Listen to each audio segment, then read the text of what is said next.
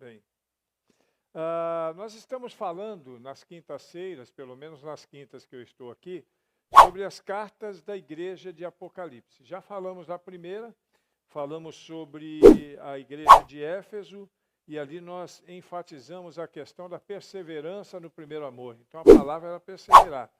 E nós sabemos o quanto algumas pessoas perdem essa paixão inicial pelo Evangelho de Cristo. Foi muito legal, foi muito bacana, nós aprendemos algumas coisas. E hoje nós vamos para a segunda igreja.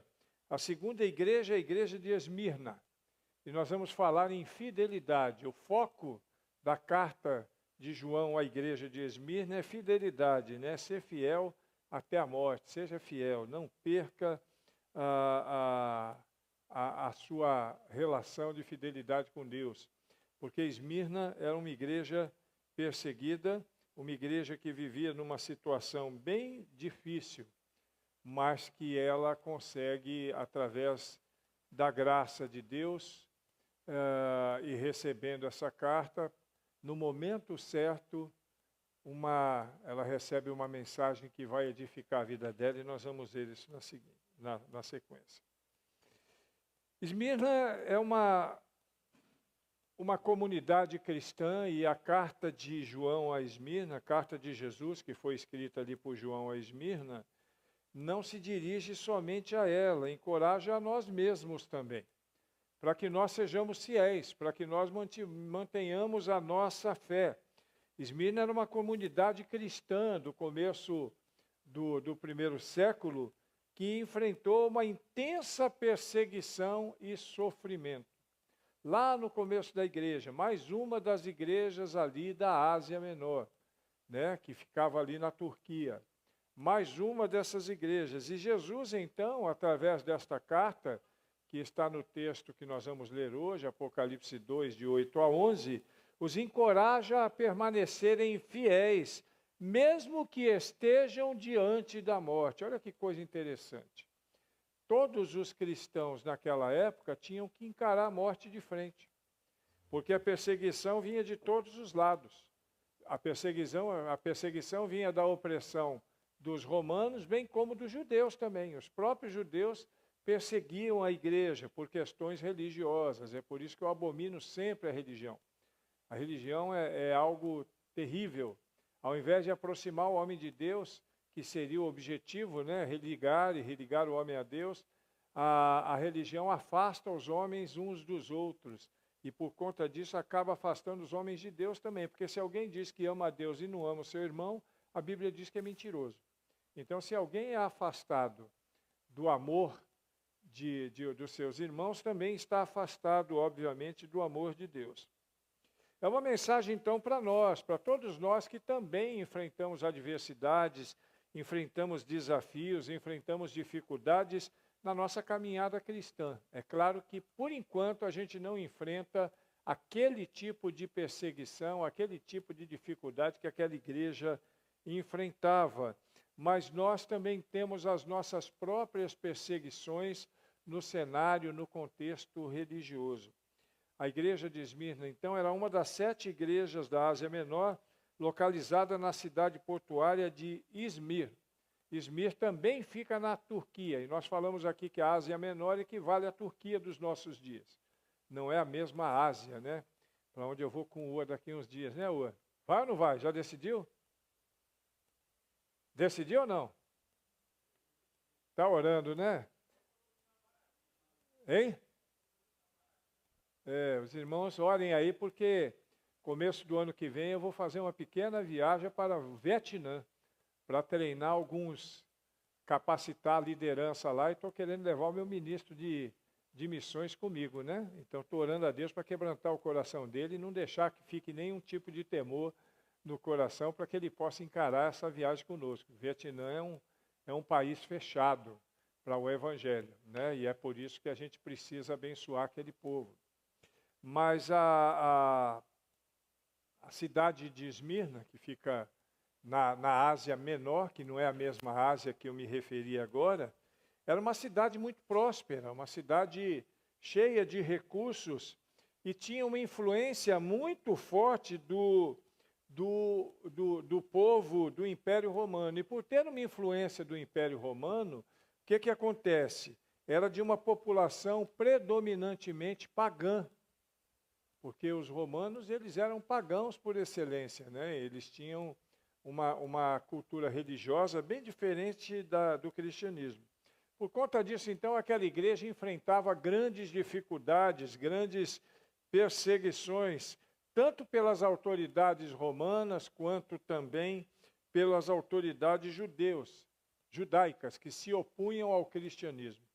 Ainda hoje os judeus se opõem ao cristianismo, mas naquela época era de forma mais ferrenha, né? Eles buscavam, basta dizer que levaram o próprio Cristo à cruz, né? Quer dizer, eles acham que levaram, já estava no propósito de Deus.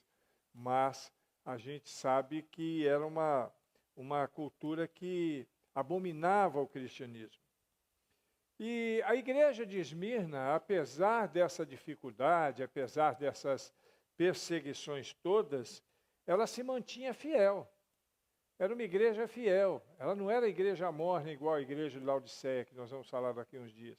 Era uma igreja que levava a sério a sua fidelidade, mesmo em meio das perseguições, mesmo em meio do sofrimento. E isso chamou a atenção de Jesus Cristo, eu creio, levando-o a escrever essa carta através de João, que está registrada em Apocalipse 2, dos versículos 8 ao versículo 11.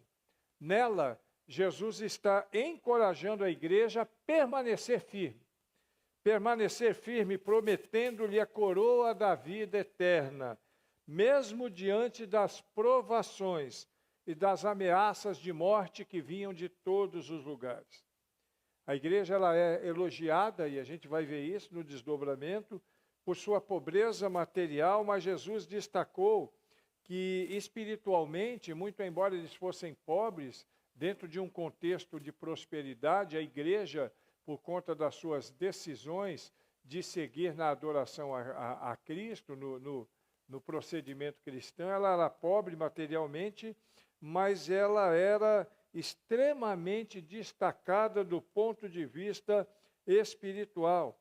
E ela mostrava que o seu sofrimento poderia fortalecer a sua fé. É por isso que a gente diz que quando estou fraco é que sou forte. Na nossa fraqueza, na nossa luta, na nossa dificuldade, nós somos edificados e fortalecidos pela graça de Deus. Durante toda a sua história, aquela igreja sofreu perseguições, principalmente no início do cristianismo. Aliás, no início do cristianismo, todas as igrejas sofreram. Ele era um centro de culto do império. Então, aquela cidade era um lugar onde o imperador era adorado, e isso era uma atividade obrigatória. Quem morava naquele lugar tinha que adorar o imperador. O imperador tinha que ser adorado. E os cristãos se recusavam, obviamente, a se dobrar diante do imperador e de participar desses cultos que eles faziam, né? E por isso eles eram vistos como traidores. Então, essa pseudo-traição, ela resultava em perseguições severas, prisões, execuções e coisas dessa natureza. Quando você vê essas gravuras, essas histórias de perseguição, jogando crente para leão, botando crente na fogueira, isso não é mentira não, irmãos. Isso acontecia assim. Era a forma que os opressores, os inimigos da cruz de Cristo, tinham para poder perseguir aquela religião que estava surgindo. Então, eles sempre foram alvos disso. E quanto mais fiel, maior a preocupação. Era o caso a perseguição, era o caso de Esmirna. Por ser uma igreja extremamente fiel, ela era muito mais perseguida. Ela sofria uma perseguição e uma pressão romana, porque ela estava cercada de cultura pagã e o culto ao imperador, que era uma prática amplamente promovida no Império Romano. Toda a cidade era fiel a Roma, e recusar o culto ao imperador era considerado traição das mais severas, como eu disse. E os cristãos, obviamente, reconheciam o único culto genuíno, o culto de adoração a Jesus Cristo. E entravam, por conta disso, em confronto com as autoridades romanas. E quando eles entravam em confronto com as autoridades romanas, é aquela história da corda que estoura para o lado mais fraco. E eles acabavam sofrendo. Além disso, ainda tinha a hostilidade judaica, né? Eles enfrentavam a oposição dos judeus daquele contexto que não gostavam do cristianismo. Em Apocalipse 2:9, por exemplo, Jesus menciona a sinagoga de Satanás, referindo-se a um grupo de judeus que denunciavam os cristãos às autoridades romanas, contribuindo assim para a sua perseguição. O que eles não podiam fazer, eles faziam através da denúncia. Denunciava para os romanos que iam lá, pegavam eles, prendiam, matavam e daí por diante. E esse conflito interno da sociedade aumentava a pressão sobre os cristãos que já sofriam já com o governo hostil do imperador. Parece que Jesus estava preparando aquela igreja, porque João escreve as suas cartas por volta do ano 96. No ano 155 existe um martírio, aconteceu um martírio de um dos pais da igreja, Policarpo, não sei se você já ouviu falar, que vai demonstrar o quanto essa igreja sofria na mão dessa turma. Talvez seja o exemplo mais significativo que nós temos da igreja de Esmirna, que tinha como bispo, na época, que tinha como pastor Policarpo. Ele foi preso e condenado à morte por recusar negar a Cristo e adorar o imperador. Essa história dele é uma história bem dramática, e eu copiei aqui algumas alusões a isso para que a gente pudesse entender o que aconteceu. Ele foi um pai da igreja primitiva e pastoreava a igreja de Esmirna, que fica lá na Turquia. E a lembrança da morte dele revela a sua dependência de Deus até o último suspiro, que se deu no ano de 155 depois de Cristo. Engraçado que 3 dias antes da prisão de Policarpo, que o levou à morte, diz a história, diz a tradição, que ele caiu num transe profundo. Ele teve como se fosse um arrebatamento. E ao recuperar a visão, ele disse para as pessoas que o seguiam que ele tinha a recuperar a consciência. Ele disse para as pessoas que estavam no seu contexto que tinha recebido uma visão. E que ele tinha visto um travesseiro, olha a visão que ele teve. Ele viu um travesseiro incendiar-se em volta de sua cabeça. Foi a visão que ele teve. E ele não teve dúvidas e voltou-se para os seus colegas e falou: eu já sei como eu vou morrer. Eu vou morrer queimado. Foi o que ele falou. Não demorou muito tempo, as autoridades romanas capturaram 2 escravos.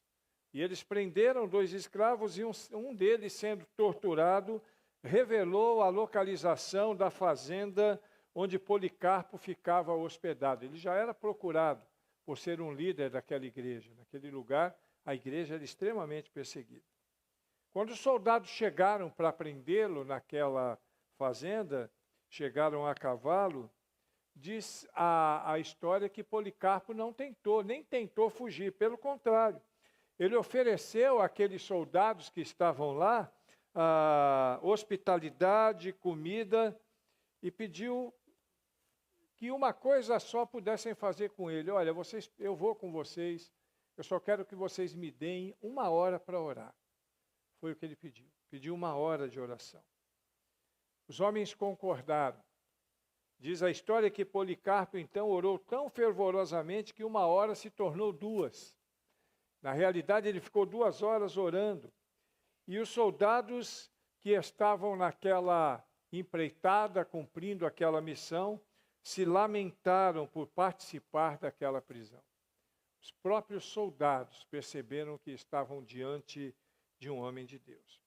Mas não poderiam mudar o cumprimento de sua missão. Por isso colocaram Policarpo em um jumento e estavam indo com ele para a cidade.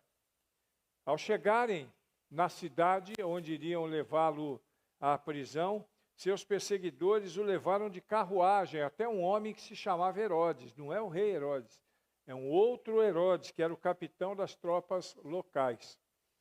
E Herodes ainda tentou convencer Policarpo a salvar-se. Diz a história que Herodes olhou para ele e disse assim: ora, que mal há em dizer César é o Senhor e oferecer-lhe incenso? Mas Policarpo negou-se a fazer isso, negou-se à sugestão de Herodes de renunciar a Cristo, e aí então o funcionário se tornou ameaçador e o forçou a sair da carruagem tão rudemente que o feriu, chegou a ferir a sua perna. Ele não estava disposto a negar a Cristo. E mesmo que os funcionários tivessem visto aquela sua oração, aquele tempo de devoção a Deus, não tinham muito o que fazer. Sem sequer virar-se, Policarpo andou rapidamente enquanto o escoltavam até o estádio. Não precisavam nem ficar empurrando. Ele ia naturalmente, onde um barulho ensurdecedor surgiu da multidão de espectadores. Então era assim que eles faziam. Juntavam um monte de gente para ver esses martírios. E quando ele entrou, seus companheiros cristãos ouviram uma voz do alto dizer: seja forte, Policarpo, e comporte-se como homem. Toda a história é muito bonita.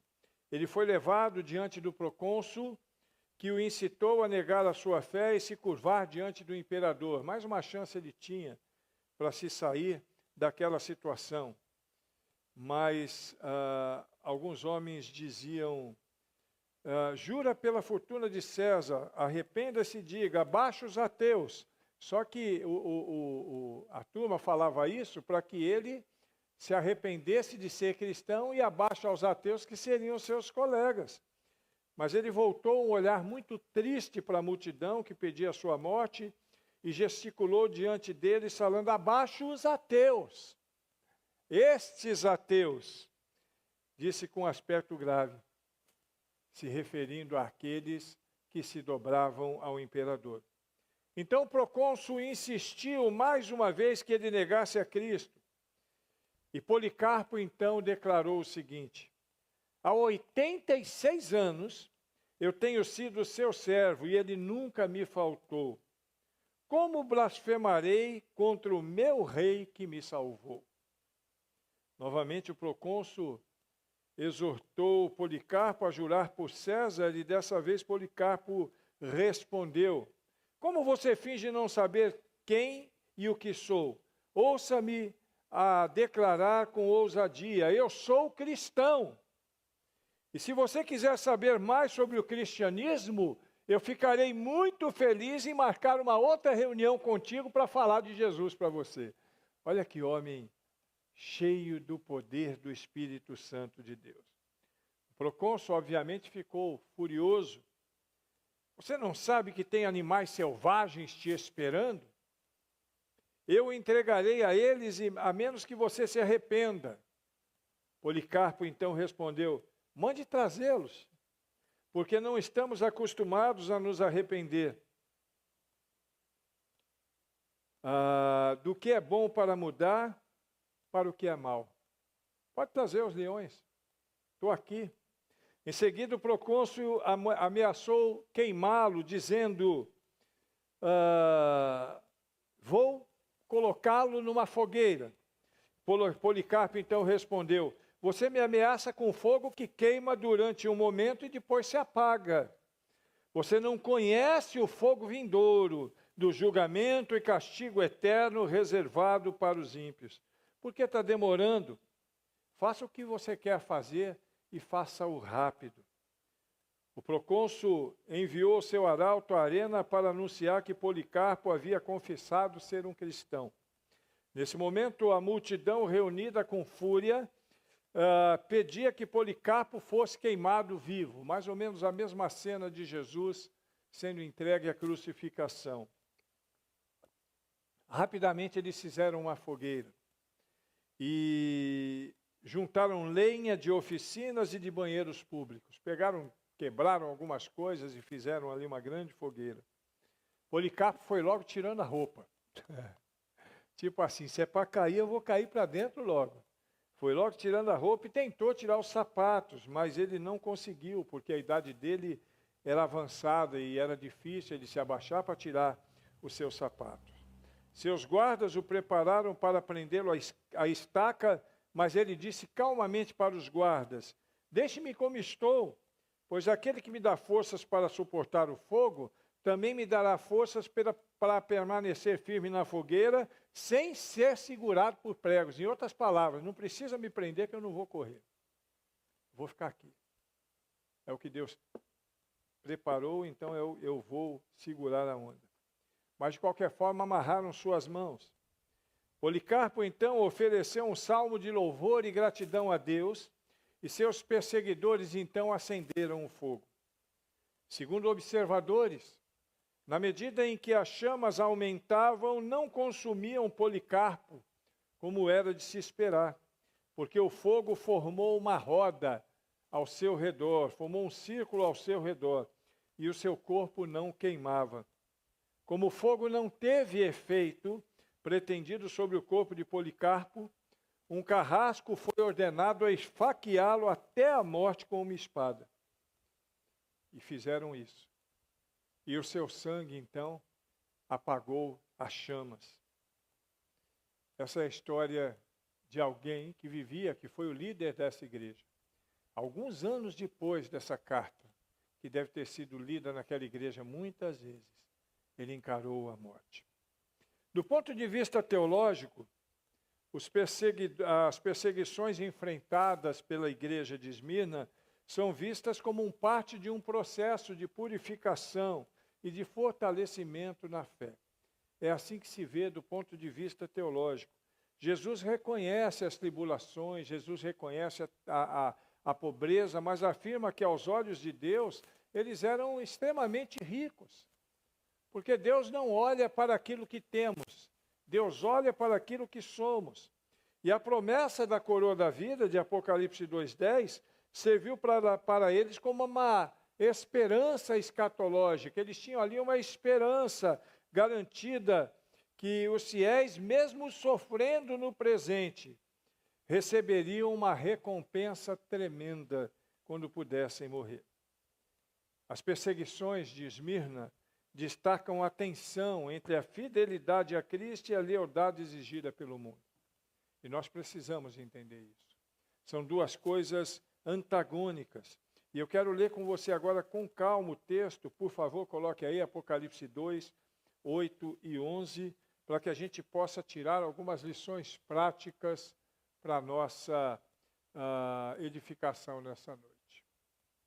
Ao anjo da igreja em Esmirna escreve: eis o que diz aquele que é o primeiro e o último, o que morreu e tornou a viver. Conheço as tuas tribulações e a sua pobreza, mas você é rico. Conheço a blasfêmia dos que se dizem judeus e não o são. No entanto, são sinagoga de Satanás. Não tenha medo do que você está prestes a sofrer. Eis que o diabo está prestes a lançar alguns de vocês na prisão, para que sejam provados, e vocês passarão por perseguição durante 10 dias. Seja fiel até a morte, e eu darei a vocês a coroa da vida. Quem tem ouvidos? Vamos lá, todo mundo junto, para ficar bem bonito? No 3. 1, 2, 3. Quem tem ouvidos, ouça o que o Espírito... Aquele que vencer... Amém. Existem algumas questões interessantes aqui que nós podemos trazer para os nossos dias e fazer uma analogia, mesmo considerando que eles viveram lá, mas que serve para nós também. A primeira é a identificação de Jesus Cristo com os sofredores. No texto de Apocalipse 2:8, está escrito assim: ao anjo da igreja de Esmirna escreve: estas coisas diz o primeiro e o último, o que foi morto e reviveu. Jesus se apresenta à igreja de Esmirna como o primeiro e o último, enfatizando sua soberania e eternidade. A forma de Jesus se identificar é para dizer para eles que ele é eterno. É o primeiro e o último. Não tem ninguém antes dele, nem ninguém depois dele.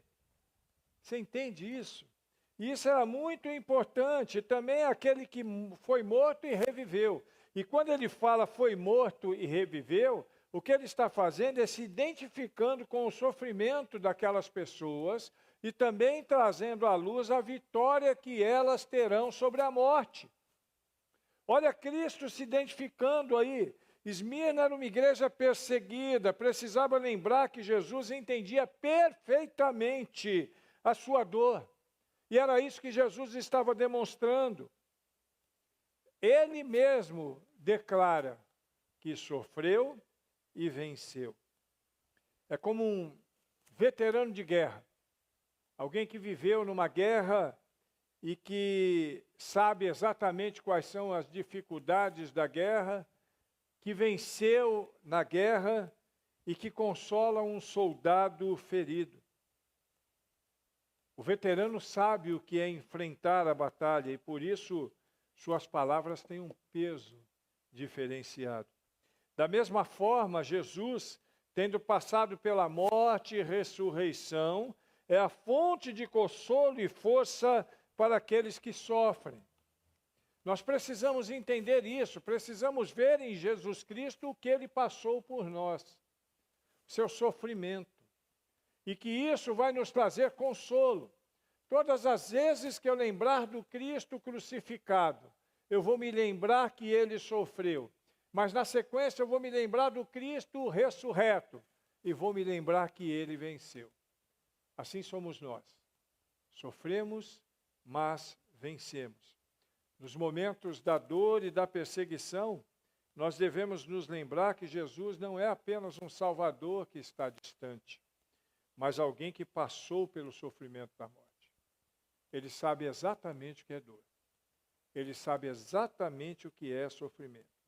E ele está presente conosco em todos os momentos de aflição.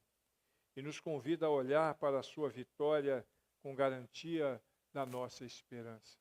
Era exatamente isso que ele estava tentando mostrar para a igreja de Esmirna. Vocês estão sofrendo. Aliás, vocês vão sofrer mais ainda. Eu fico imaginando Policarpo. Se Policarpo morreu com 86 anos, morreu em 155, e Jesus escreve essa carta em 96, significa que Policarpo já era pelo menos um rapaz e ouviu isso aqui. Ele foi consolado anos antes do seu sofrimento. E eu quero dizer que Policarpo foi só um deles. Quantos outros crentes da igreja de Esmirna, de Efésio, de Laodiceia, de Filadélfia, de todas aquelas igrejas da Ásia Menor, também foram sacrificados por amor a Cristo. O nosso sacrifício é muito singelo. Nós sacrificamos o nosso eu. Eu acredito que nenhum de nós aqui vai morrer por amor ao Evangelho. Eu acredito que nenhum de nós vai morrer de forma real, né? Sem aplicação, por causa do Evangelho, fisicamente.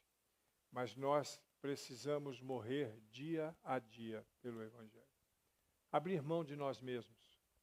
Negar-se a si mesmo, né? Igual eu ouvi lá o irmão Pedro Borel, e ele falou uma coisa que eu achei muito engraçada. Ele perguntou assim: quem gosta de café aqui? Né? E aí eu pergunto para vocês, quem gosta de café aqui? Quem não gosta de café? Vocês têm que gostar de café. Todo crente tem que gostar de café. Mas não é o café pretinho, não. É o café do acróstico. Café, corpo, alma, força e espírito. Você tem que servir a Deus com tudo isso. Você tem que servir a Deus com todo o seu ser, com tudo aquilo que você é. E você tem que abrir mão de si mesmo. negar-se a si mesmo, pegar a sua cruz a cada dia e seguir a Jesus Cristo. É isso que Deus espera de nós. A segunda coisa que eu vejo aqui nesse texto, e que eu acho interessantíssimo, é a realidade do sofrimento, bem como a promessa da vitória. Apocalipse 2, 9 e a parte A do versículo 10. Conheço as tuas obras, a tribulação e a pobreza, mas tu és rico. E a blasfêmia dos que se dizem judeus e não o são, mas são da sinagoga de Satanás. Não temas das coisas que hás de padecer. Até aí. Jesus conhece intimamente a situação da igreja de Esmirna. Jesus conhece todas as coisas. Ele conhece intimamente a nossa história também, a nossa vida, a nossa caminhada. E ali, com relação a Esmirna, ele reconhece a tribulação, ele reconhece a pobreza em que eles se submetem por conta da situação, da opção religiosa deles, a perseguição que eles sofrem por conta dessa mesma decisão, mas ressalta que a igreja espiritualmente é rica. Vocês não são pobres não, vocês são ricos.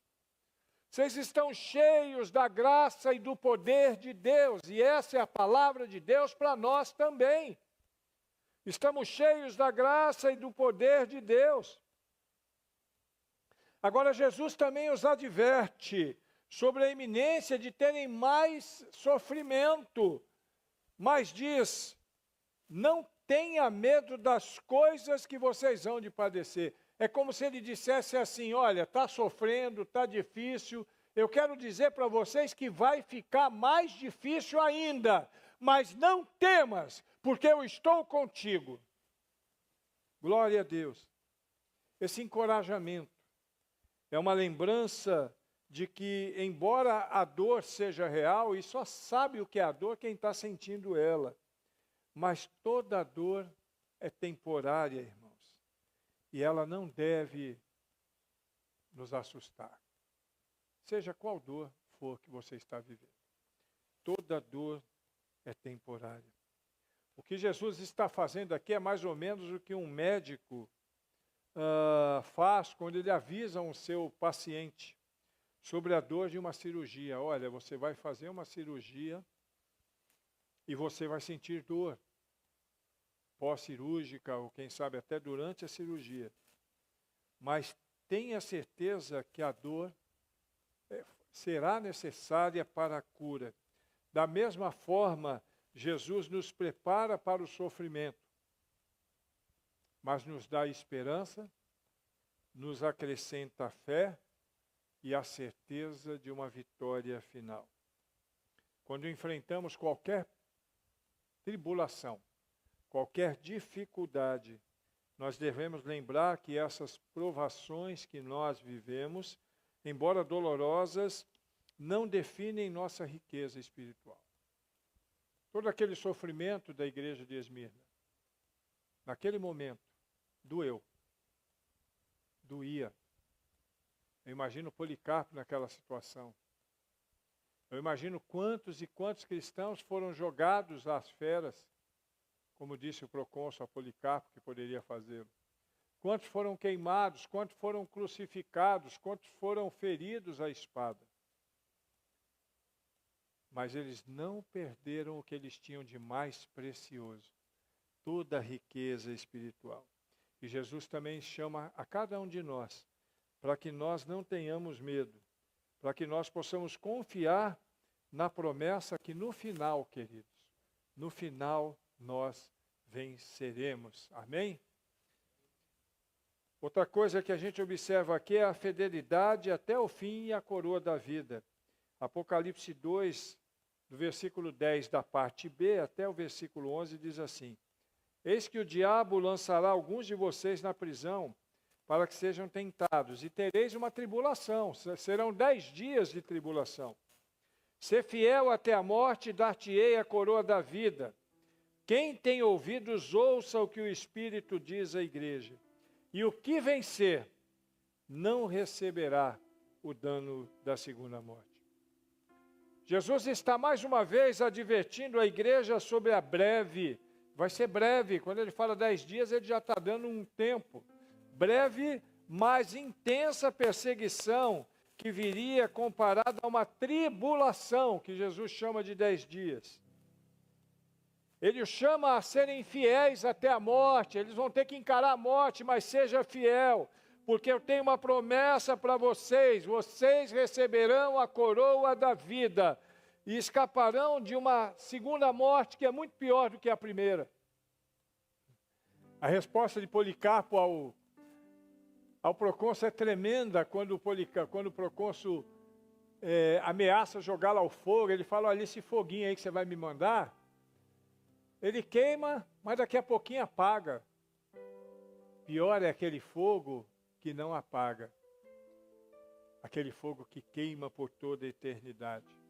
E nós sabemos que mesmo que tivermos que encarar um foguinho que queima e apaga, nós estamos livres do fogo que queima eternamente. Porque o Senhor nos deu a vida e nos dá a vida com abundância. Um maratonista, após correr muitos quilômetros, em uma maratona de 42 quilômetros, se eu não me engano, e ele corre, ele sobe ladeira e ele desce ladeira. A São Silvestre é uma das mais famosas aqui no Brasil, e eu conheço bem, que eu sou de São Paulo. Já na parte final da maratona é a subida da Brigadeiro Luiz Antônio, não sei quantos conhecem, é uma ladeira no final. Mas o maratonista ali, ele já está correndo a mais de 30 quilômetros, e lá ao longe ele vê a linha de chegada, e ele sabe que depois da linha de chegada ele tem a promessa de uma medalha. Então, mesmo exausto, aquele maratonista vai se esforçar ainda mais, sabendo que a recompensa vale o sacrifício. É isso que Jesus está ensinando. Olha para mim aqui, ó. A recompensa vale o sacrifício. Sacrifício de abrir mão de uma vida mundana. Sacrifício de se dedicar a Deus mais do que qualquer outra coisa na vida. Sacrifício de viver como se fosse um alienado no mundo, né? Alienígena, inclusive. Alguns acham que nós, os cristãos, somos alienígenas. Vivemos numa era passada. Não passamos para a nova era. E não vamos passar para a nova era, porque nós somos cristãos e vamos viver com Cristo sempre. Jesus nos chama para sermos radicais, para termos uma fidelidade radical, mesmo que em algum momento isso signifique ter que encarar a morte, como muitos ali em Esmirna encararam. Eu fico imaginando como essas palavras de Jesus na carta de Esmirna alegraram o coração de muitos crentes, quando eles estavam diante do seu sacrifício. A nossa perspectiva precisa ser eterna como a deles era. Precisamos olhar para a coroa da vida, que está reservada para todos nós, que vivemos uma vida com Cristo para a glória de Deus. Coroa da vida que está reservada a cada um de nós. Precisamos lembrar que a segunda morte, que é a condenação eterna, não nos alcançará, porque Jesus escreveu o nosso nome no livro da vida. Não seremos alcançados pela segunda morte. Ser fiel até a morte, e dar-te-ei a coroa da vida. Que palavra bonita, que serve para nós. Encerrando, a carta à igreja de Esmirna é um poderoso lembrete de que seguir a Cristo pode envolver em alguns momentos sofrimento, perseguição, perdas. No entanto, Jesus nos encoraja a permanecermos fiéis até o fim, assegurando-nos que se Ele venceu a morte, nós também poderemos vencer e nós a venceremos, e Ele nos concederá no final da nossa caminhada a coroa da vida. Nossa esperança não está em evitar o sofrimento, mas em perseverar com a certeza de que a vitória é certa no nome de Jesus. 155 depois de Cristo, Policarpo morreu, esfaqueado, dentro de um círculo de fogo. Sabe onde ele está? com Cristo na glória, onde um dia estaremos também, eu e você. Que o Senhor nos ajude, irmãos, a permanecermos fiéis em meio das tribulações que teremos e de perseguições que enfrentamos. E aqui agora eu quero lembrar, só para encerrar, no caso de Esmirna não é muito diferente do nosso, não. Perseguições que vêm de fora, externas, e perseguições de dentro também. Tem muito crente que sofre perseguições dentro. E outros que têm perseguições que vêm de fora.